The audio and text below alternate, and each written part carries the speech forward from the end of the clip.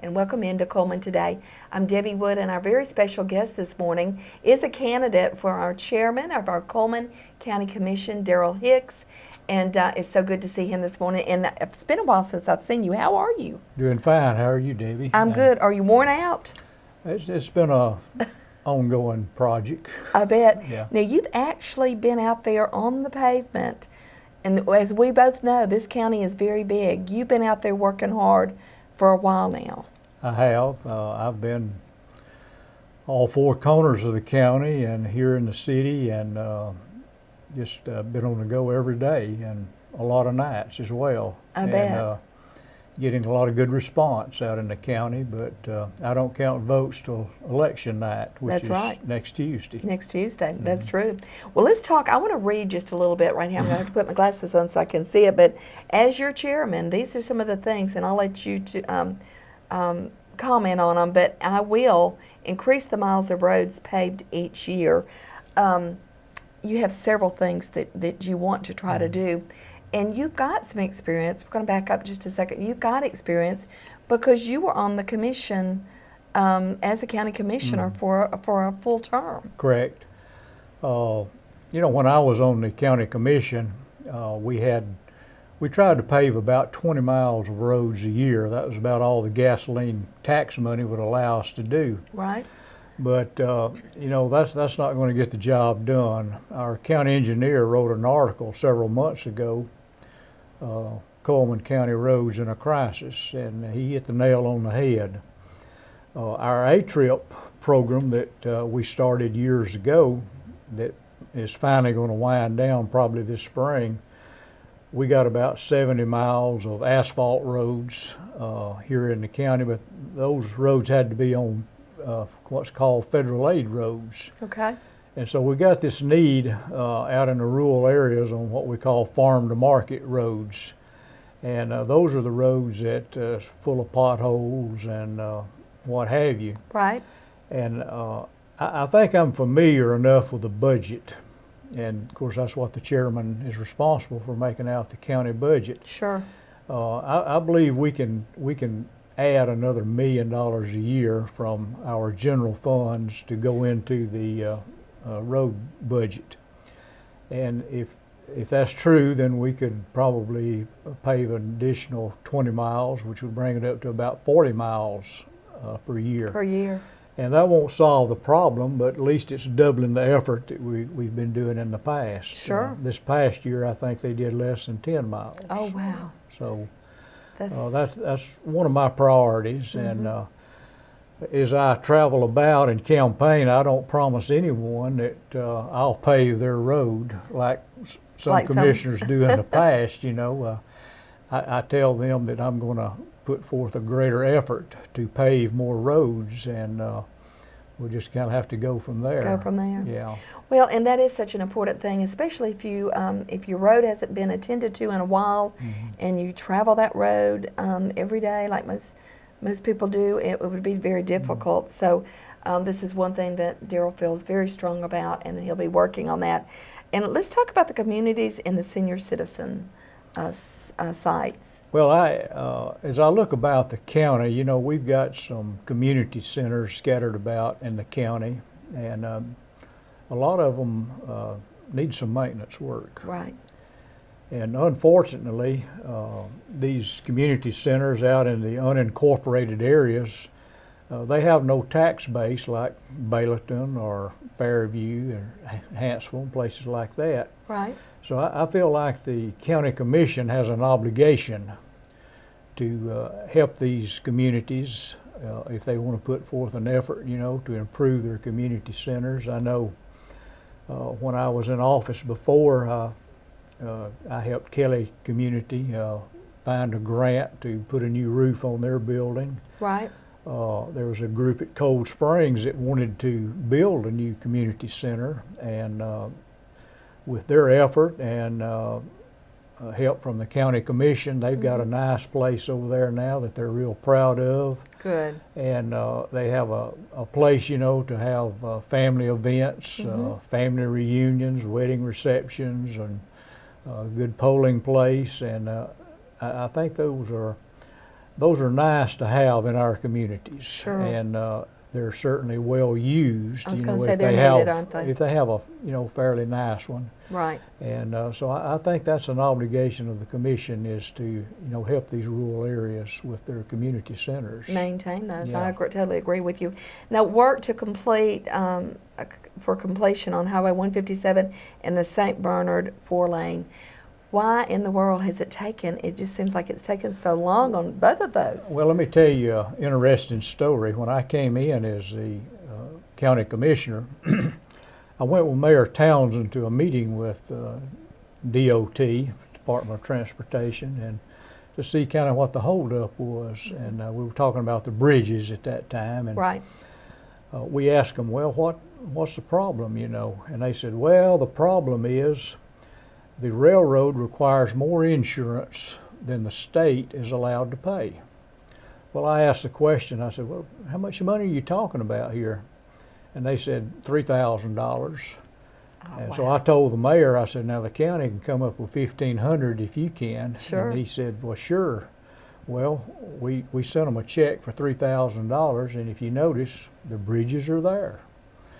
And I think that if our county leaders, our city leaders, and our legislative delegation, form an alliance, and we go down there and make regular visits and put a little pressure on, I think we can get that project completed. Mm-hmm. We've got the bridges in place. They already own all the right-of-way. Sure. So really the big dollar thing on that 157 bypass is behind us. It's behind you, yeah. Yeah. And I agree with you on regular visits. That way, if you stay in front of them, they can't forget you. Oh, that's if true. you're down That's there, be true. nice, but be in front of them on a Now, regular basis. I was able to, or I did, as a commissioner, I went and saw the Mr. Cooper, which was head of DOT, a number of times. Right. And he actually helped me on some farm-to-market roads, and I don't think anyone's went since then. But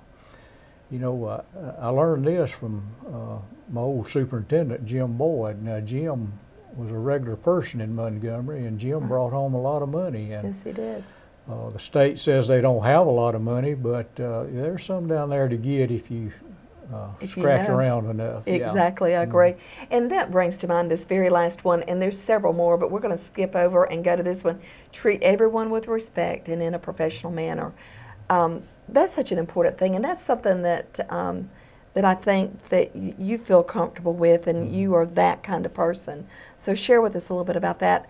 I've heard people say that that's not always the case. Well, I've been in public service all of my life as an educator, and worked in the farm supply business. And we not only provided goods for people, but we also provided a service. And I've been on the county school board and served a term as commissioner. Right. And I, as a teacher, I tried to teach my students that being respectful and treating people honestly and fairly, will get you a long ways in life. And I don't know if we teach enough life skills in school today or not, but it was something that I really stressed, and I think it's I've seen it carry over to a lot of students, that's been very successful, and they have that attitude, Right. and yourself that you like to be treated fairly. Absolutely. And, treat everybody the way you want to be and whether treated and whether respected. you like them or not, Right. when I'm elected chairman, I'm going to be the chairman for the Republicans, the Democrats, and For independents, and those that didn't even go vote. That's right, and there's a lot of those, aren't Yeah. there? We're going to take a look at your one of your great spots and just give everybody sort of a closer idea of Okay. what you stand for. All right, thank you. What can we do about our Cullman County roads? There are many that are in dire need of repair, full of potholes and crumbling edges that give us a rough ride. Darrell Hicks will bring leadership that will get the job done. Darrell is committed to doubling the number of resurfaced roads each year. and Darrell knows how to seek the available resources to make this possible. Join us on Facebook and vote Darrell Hicks chairman to hear Darrell talk about the issues facing our county. I'm Darrell Hicks. I approve this message. Now, Darrell, how many years did you teach, and what did you teach? I taught vocational agriculture. Of course, what I they've thought. changed the term a number of times to agri-science and Right. what have you, but I taught 30 years, Okay. 7 at West Point and 23 at Holly Pond. Okay, wow. Did not realize that 30 years. That's Yeah. awesome. And tell us a little bit about your family. Married my wife Pat, former Pat Feld. She was a physical education teacher at Huntsville for 28 years. Oh, my goodness. And we have one daughter, Heather, and a lot of people remember Heather. We used to show a lot of cattle together, and Okay. she worked in that a lot. And of course, she's married now and lives in upstate New York, and we've got 2 grandkids, Oh, a little wow. boy 11, a little girl 9, and we don't get to see them as often as we should or would like to, but yeah. we see them a number of times during the year, and Well, of course, you know, good. grandchildren are always special. Yes, they Yeah. are. Yes, they are. Well, that's awesome. Well, great family. And one last thing that we wanted before we close out, we're going to give you an opportunity to invite everyone to come out and vote for you, because I always say, you know, it doesn't matter. Just go vote. You've got to vote, because so many people do not vote. But one last thing on your list here, we were talking earlier, finish the shooting range to meet standards. Well, as you know, the shooting range was started by our former sheriff and Mr. Yarber, a commissioner. And I wished everyone could see this shooting range. It's been sitting down there idle for way over a year now. But the berms are built, the sheds are built to shoot under. There's Right. 2 of them, a pistol range and a rifle range. They have cement shooting tables. There are sidewalks poured that are handicap accessible. Wow. There are restrooms down there. And, you know, we all believe, Debbie, in Second Amendment rights. Yeah, and, absolutely. you know, they tell us now that gun sales are at an all-time high. Yes, they are. Now, I own a farm, and I can take my grandson down in the pasture and teach firearm safety and Right. let him practice shooting. But how many people in the county have a house and a lot? That's right. No That's place right. to shoot. And me, I'm right in the middle of town, and I can't unless I go to an indoor range out of town. Out of county, yeah. Yeah. And so that's one of my priorities, you know, Mm-hmm. is there's been a lot of money invested in that. And, you know, if you go down there right now, and I think I show one on one of my commercials, you know, Mm-hmm. with a picture of the shooting range, it's pretty nice. And I would say it's probably 95% complete. And just small amount of work, and I'm not talking about money, I'm just talking about a little labor and Sure. some parking facilities and some gates put up, and Then anybody in the county, and even out be of a the county, public, could come public in. And, shooting range. I'd like to put it under our Awesome. park system. sure. It's down close to the OHV park, Mm-hmm. and it would be. A lot of people have asked me about that, Right. and a lot of people are really wanting it. They really And, do, don't so they? I think with the investment that we've already put into that thing, Sure. it's ridiculous for it to just sit down there idle. I agree. I totally agree. So those are some of the great things that he plans to do once elected. And let's talk about that. Now, this is coming up on Tuesday. And everybody's referring to it as Super Tuesday. Right. So what happens on Tuesday?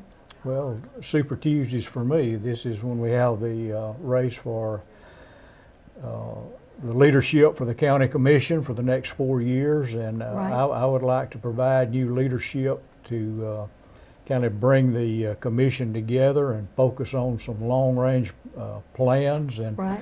I think one thing I mentioned there was a new judicial building. Now, I'm not saying we'll get the building done in my little 4-year tenure, Right. but it's been talked about for a number of years, and you know, if you don't start, you'll never get it completed. Sure. And I'd like to get some plans drawn up and get some cost estimates as to what it would take, and then when we get that, you know, we can start searching for ways to get it built. But you know, right now, there's no security for the judges, or really no security to bring prisoners in and out to court. Right. And besides that, you know, if you go in to buy your tag and you got your pocket knife in your pocket, you know, then you're going to get stopped. And if we had the Judicial Building over there and moved our security there, there really wouldn't be any need for security at the courthouse, and we could open up all the doors and you wouldn't have to walk all the way around to the back to go in. You know, we've got 4 different entrances on each side, and the way it used to be for years. Exactly. Easy access. And but I see this as a need that we're going to have in the future, and we need to. It's just like the dam and the 222. Those were things that had been on the back burner for a number of years, but at least we were talking about them and planning for them. Sure. And so this is something that I think a long-range plan that we need to start thinking about and work on. I totally agree with you. It sounds wonderful.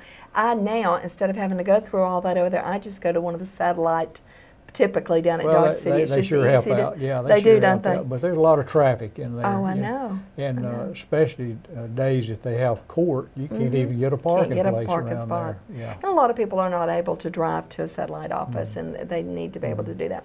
Well, it's so good to see you this morning. Anything you want to tell the folks? Well, just go vote Tuesday. Yes. Super Tuesday. And, of course, naturally, I'd like for you to vote for Darrell Hicks, Chairman of the Cullman County Commission. Absolutely. So good to see you, and best of luck on Tuesday. And there again, just go vote. Please vote. Such an important thing that we all need to make sure that we do that. So thank you. Thank you. And, of course, we'll be back with more of Cullman Today right after this.